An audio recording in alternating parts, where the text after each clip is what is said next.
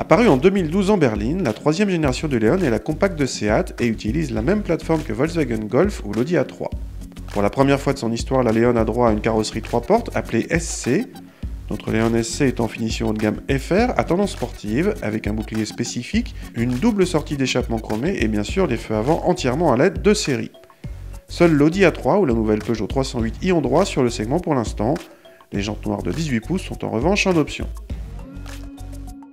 A l'intérieur, la Leon fait désormais partie des modèles plutôt flatteurs en qualité perçue, contrairement à la génération précédente dont c'était le point faible.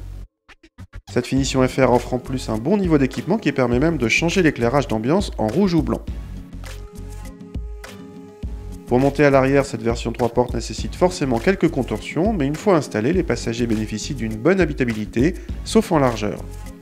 Le coffre atteint 380 cm3, le même score que la berline, un chiffre correct dans la catégorie. Équipée de ce TDI de 184 chevaux, la Leon n'est disponible qu'en boîte manuelle à 6 rapports. Ce bloc se distingue par une souplesse remarquable et un couple important qui lui permettent de reprendre facilement même à très bas régime. Le TDI ne rechigne pas non plus à grimper dans les tours et cette Leon se paye le luxe de descendre sous la barre des 8 secondes pour le 0 à 100.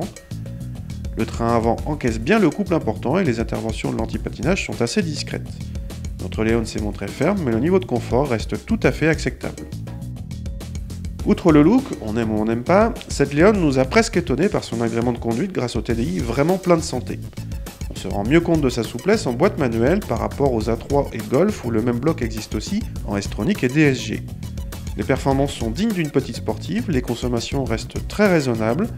Quant au tarif, à moins de 28 000 €, cette Leon coûte presque 5 000 € de moins que la Golf GTD équipée du même TDI ou d'une A3 moins bien équipée.